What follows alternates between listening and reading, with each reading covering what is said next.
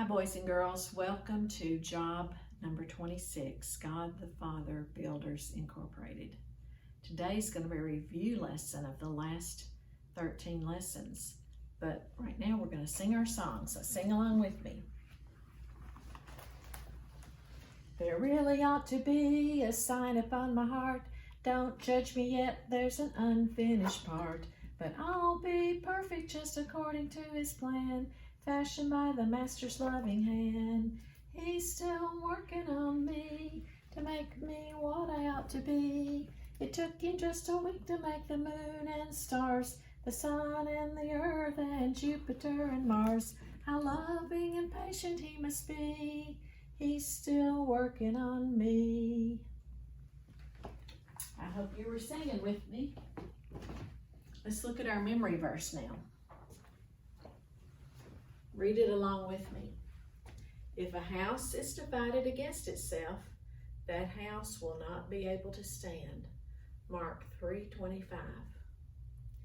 I hope you've got that memorized, because when November gets here, which will be really soon now, December, we'll have another memory verse. Okay, we've got our blueprint here.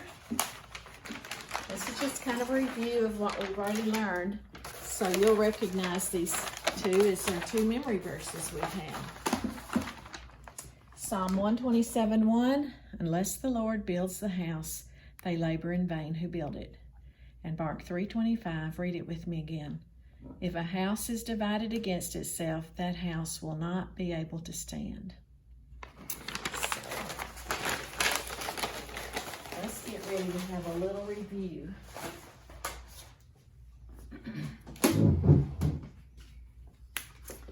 Got a picture for each one of our title strips. We started out this quarter with God the Father, a rock-solid foundation. He is all-powerful. So let's see what we remember about that. God intended after the flood that Noah's sons would repopulate the world and that people would spread out. But they wanted to stay together, didn't they? They wanted to build a tower. They wanted to build a gate to heaven to make a name for themselves. They were kind of proud. God came down and he saw that tower and he confused their language, didn't he? They began to speak in different languages. The world was populated just as God had wanted, now that he had divided them up. Ham's descendants settled in Africa. Shem's descendants settled in the Palestine area. And Japheth's descendants settled in what we know as Europe. Now Shem's descendants began the lineage of Jesus. So the family of Shem would be the one that Jesus would come through many, many, many years later. So keep in mind that after the ark landed at Mount Ararat, that Noah's family were the only people on earth. And as they grew into big families, Shem, Ham, and Japheth, they kind of descended or moved down into the area and settled in the area around Babel. And that's, so it was all of Noah's descendants who tried to build this tower. And then that's why when he separated them, he has three areas they went to where Shem, Ham, and Japheth settled.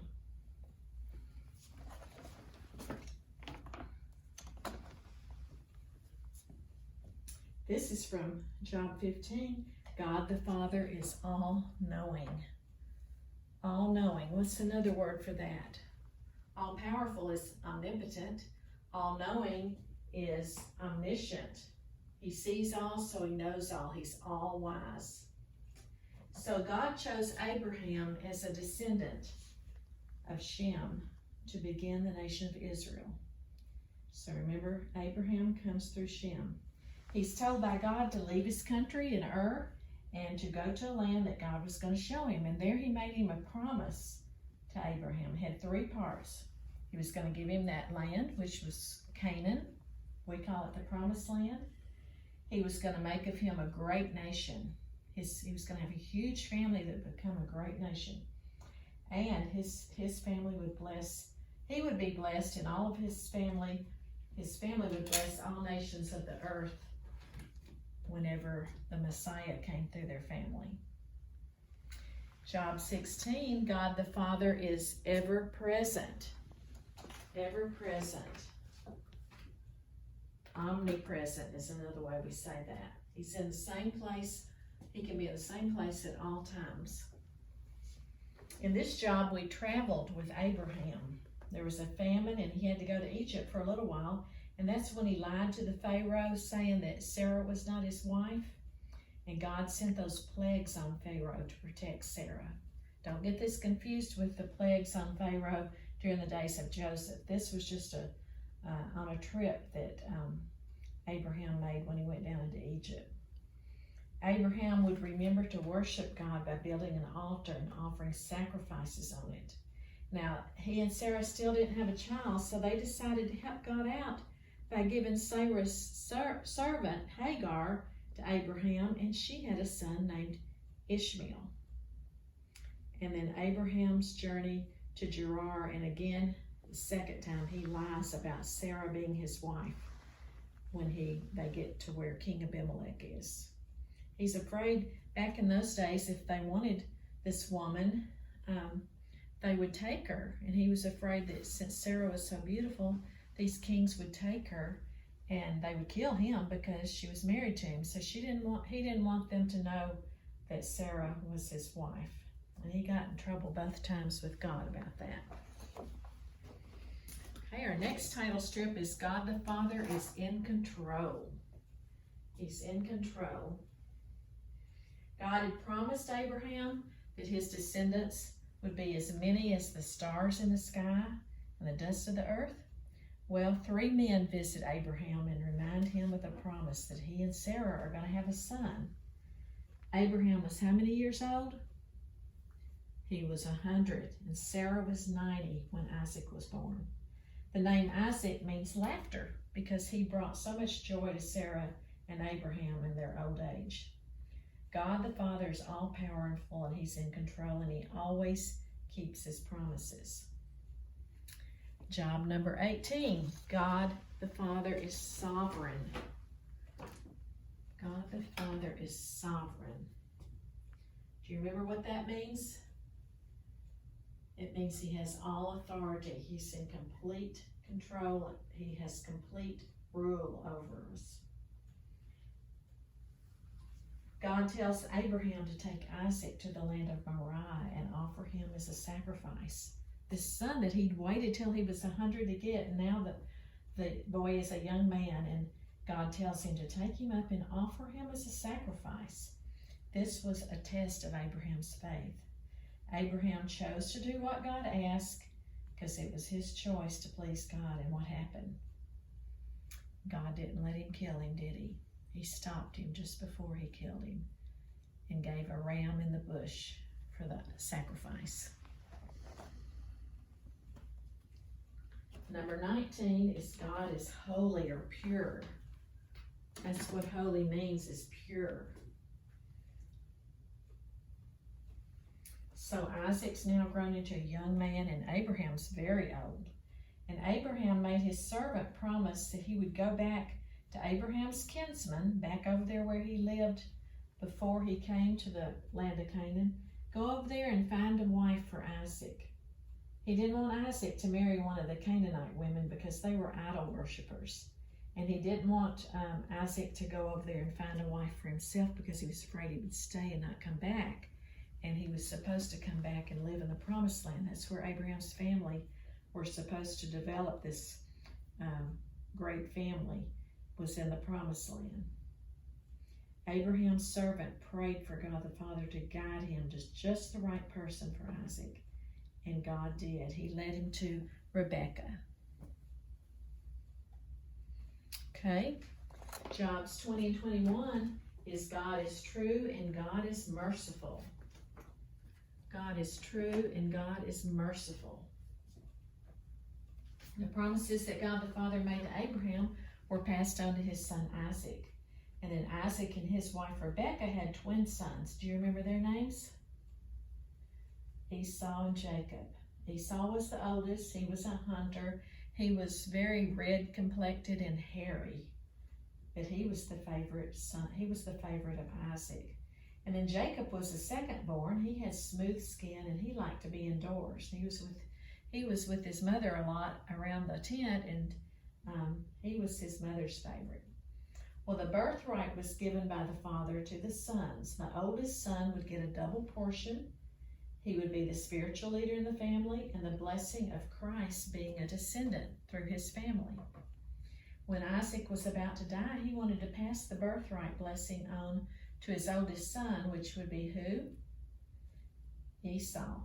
But Esau didn't value the birthright because Jacob was able to trick Esau to give him his birthright. You know, when he came in hungry wanting this stew that Jacob had cooked, and he said, I'm going to die, I'm so hungry. And he said I might as well give you my birthright, because what good will it do me if I die? So he was able to get the birthright from Jacob. Well, Jacob, with the help of his mother, then tricked his father Isaac to give him also the blessing. God the Father had said at birth that the older son would serve the younger. So Esau was so angry about this that Jacob had to flee and go live with Rebekah's family, because Esau was ready to kill his brother. Then we got to Job 22, and we learned that God is spirit, God is male, and God is eternal. He is spirit, he's male, and he's eternal. Jacob started this trip the night he stopped on his way to find a wife and to go back to his mother's family to find a wife, because he was trying to get away from his brother that was ready to kill him. So he stopped to sleep, and he used a rock for a pillow. And he began to dream. And he had a dream about a ladder that was reaching up into heaven. And at the top of the ladder, God promised to Jacob the same three things he had promised to Isaac and Abraham. He promised him he would give him that land that they were already in the promised land. He would give him a huge family, and that all nations of the earth would be blessed through this family. Well, Jacob promised God that he would serve him, and he would give him 1/10 of all that he had. And then he used the stone that he'd used for a pillow, and he made a monument and worshiped God and named the place Bethel. Okay, then we come to Job 23, and we find out that God the Father is good. He is good. Jacob continues that trip until he found his uncle Laban, and they took him in, and he fell in love immediately with Laban's daughter, Rachel. He wanted to marry her. So he worked 7 years, and Laban tricked him into marrying the older daughter, Leah, first. Then he was given Rachel a week later. So he worked 14 years for the 2 wives, and God blessed Jacob with how many sons? 12. Excuse me. Leah was the mother of Reuben, Simeon, Levi, Judah, Issachar, Zebulun. Rachel's maid Bilhah had 2 sons, Dan and Naphtali. Leah's maid Zilpah had Gad and Asher, and then Rachel had Joseph and later Benjamin. So those are the 12 sons of Jacob. And then we get to our final combination lesson, Job 24 and 25, and we find out that God the Father is love and God the Father is gracious. If you're gracious, he's gracious because he shows us grace. That means he gives us something we don't deserve. He gives us forgiveness that we don't deserve. Jacob leaves Laban and he heads back to the land of Canaan, the promised land. God the Father warned Laban in a dream not to harm Jacob. Jacob was afraid of meeting Esau when he got back home. Excuse us, but we're having season fits in here. That night he wrestled with an angel all night, and the angel dislocated Jacob's hip and changed his name to Israel. Esau was so happy to see Jacob. So, from all these lessons, we learn that when we build our lives on God the Father's power, his wisdom, his purity, his truth, his goodness, his grace, and his love, then our house has the kind of foundation that will make it strong, and we can stand no matter what horrible troubles come. Obeying God the Father is the only thing that can make our lives and our families and our church strong. So let's take a look at our house over here. We're just about to get ready to start putting some more items on there and start our framework really soon, so I hope you'll be in class for that. Be sure and let me know if you watch this video, and you'll get 20 points, and work on all those papers you put on. And I'll see you next time.